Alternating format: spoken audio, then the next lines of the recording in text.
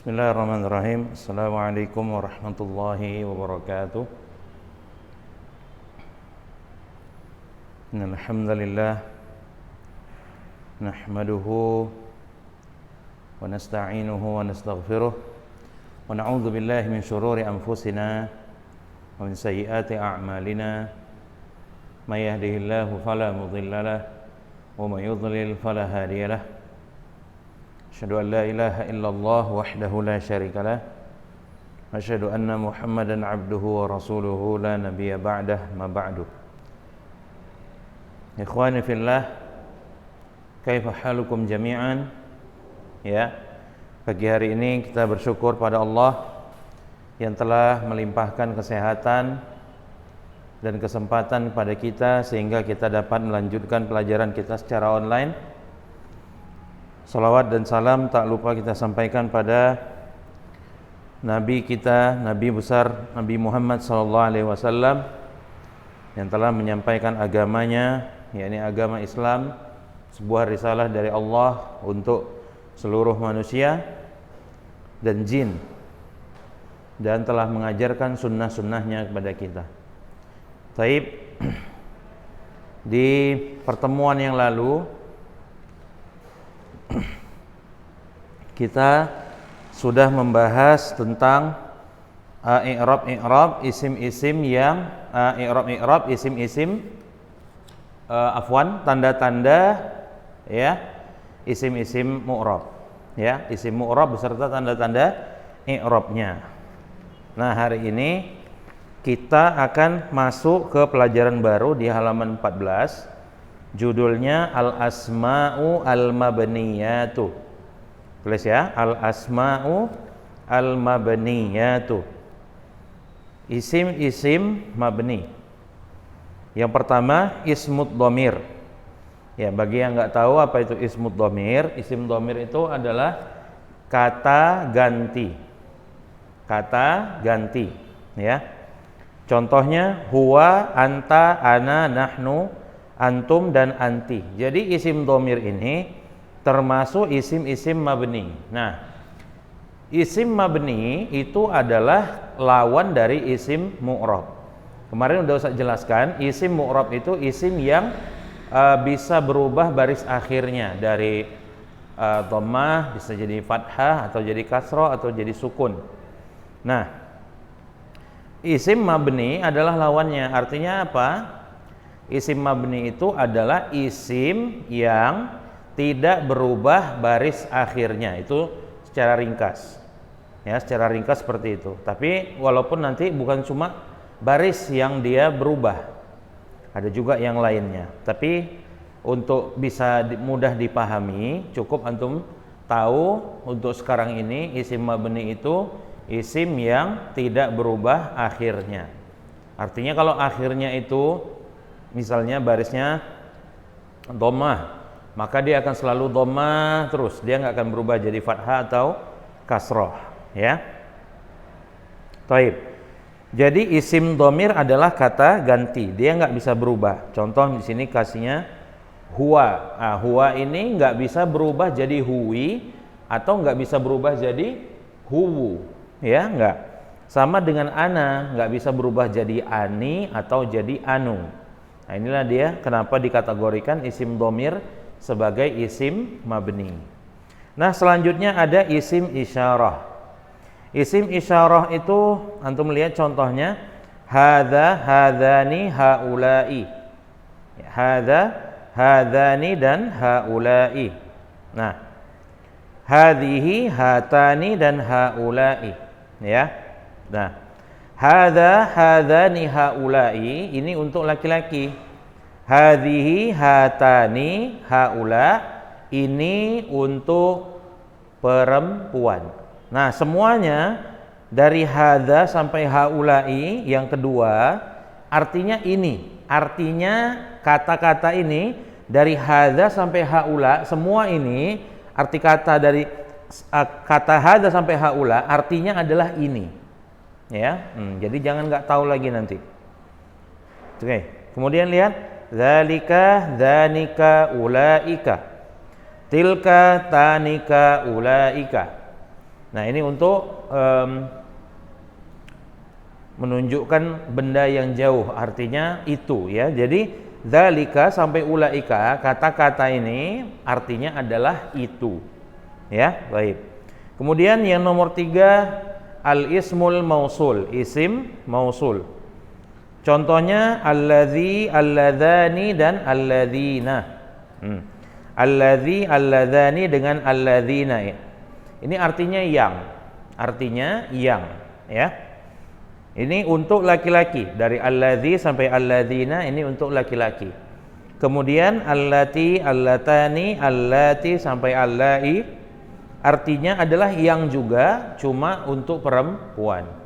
Ya, ini baris akhirnya ini nggak bisa berubah kecuali untuk yang orang kedua. Alladzani dengan allatani.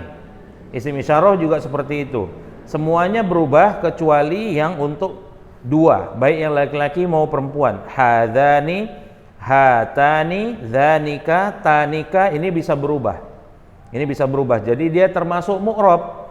Nah, sementara yang lainnya hadza, haula, hadhihi, haula, dzalika, ulaika, tilka, ulaika, ini dia mabni. Ya. Nah, kemudian jenis yang keempat dari isim mabni adalah istifham. Istifham ini kata tanya, untuk bertanya dia, ya. Contohnya man, siapa? Itu nggak pernah dia jadi manu atau jadi mani. Kemudian kaifa, dia nggak pernah jadi kaifu atau jadi kaifi, nggak pernah. Kemudian kata mata, nggak pernah jadi matu atau jadi mati, nggak bisa. Jadi ini dia isim istifham itu mabni, nggak berubah baris akhirnya. Kemudian jenis yang kelima dari isim mabni adalah isim syarat. Ya, isim syarat. Contohnya man, ma, mata, mahma. Isim syarat ini nanti yang dia menunjukkan adanya syarat. Contohnya misalnya ya, siapa yang belajar dia akan lulus. Nah, di situ pakai siapanya di situ, itu dia syarat. Ya. Man yata'allam yanjah. Nah, di situ dia syarat. Nah, kalau antum nggak tahu, nah ini memang belum pelajaran kita untuk di kelas 9. Ya, baik. Yang penting antum saya tekankan, antum harus tahu apa isim mabni, definisi isim mabni apa.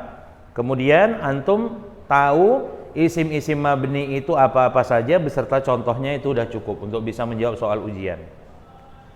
Nah, kemudian sekarang masuk di halaman 15, judulnya alamatu bina'il ismi. Alamatu bina'il ismi. Oke, yang pertama lihat mabniun 'alal fathi. Mabniun 'alal fathi. Nah, mabniun 'alal fathi contohnya adalah anta, kaifa, aina, dzalika.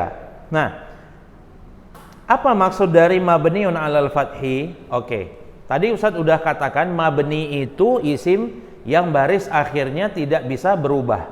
Nah, dari isim-isim mabni itu ada kata-kata yang kata terakhirnya atau huruf terakhirnya itu barisnya fathah. Contohnya kata anta atau kata kaifa. Ya, kata kaifa dia nggak bisa berubah jadi kaifi atau kaifu.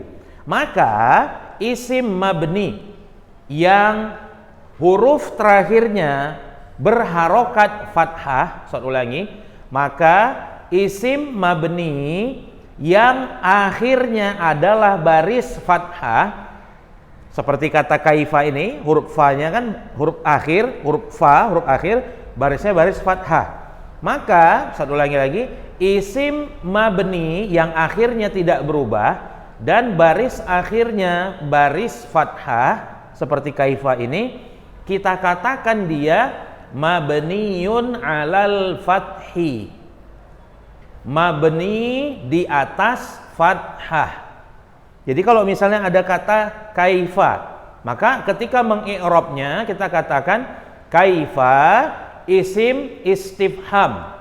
Ya, atau kita bilang adawatu istifham. Ya, mabniun 'alal fathi. Nah, begitu dia. Isim istifham atau adatu istifham mabniyun alal fathi. Nah, gitu dia cara mengi'rabnya. Nah, lihat di bawahnya ada mabniyun alal kasri. Contohnya anti, hadhihi dan haula'i. Nah, hadhihi, haula'i dan anti ini isim mabni karena dia tidak bisa berubah menjadi hadzahi ya, atau hadhihu atau hadhiha, nggak bisa dia berubah. Dia tetap hadhihi sama dengan haula'i. Dia nggak bisa berubah menjadi haula'u atau haula'a, tetap dia haula. Nah, maka ya isim-isim mabni yang baris akhirnya adalah kasroh seperti hadhihi dan haula'i ini yang ada di buku, kita katakanlah isim mabni ini dengan mabniyun alal kasri. Saya ulangi, jadi isim mabni ada yang baris akhirnya itu kasroh seperti hadhihi dan haula'i. Nah, hadhihi dan haula'i ini ya akhirnya kasroh dan dia isim mabni, maka kita katakanlah dia mabniyun alal kasri. Paham ya? Baik. Selanjutnya ada mabniyun alal dhammi. Artinya apa? Isim mabni yang baris akhirnya dhammah. Contohnya nahnu. Dia nggak jadi nahna atau nahni atau nahni. Maka kata nahnu ini kita katakanlah dia mabniyun alal dhammi. Nah, yang terakhir mabniyun ala sukun, berarti isim mabni baris akhirnya sukun. Contohnya apa? Antum atau ana atau hum. Maka hum ketika diirobkan kita katakan dia dhamirun mumfasilun mabniyun ala sukun. Ya, mabniyun ala sukun. Jadi isim-isim mabni itu mengirobnya tinggal antum tengok baris akhirnya saja. Ana, mabniun ala sukun. Nahnu mabniun ala dhammi. Hadhihi mabniun alal kasri. Ya kan? Nah, kemudian anta mabniun alal fathi. Udah. Jadi gampang sebenarnya untuk mengetahui tanda-tanda dari isim mabni. Cukup disebutkan saja mabni ala, mabni ala, mabni ala. Mabni ala apa dia? Baris akhirnya apa? Nah, gitu aja. Ya.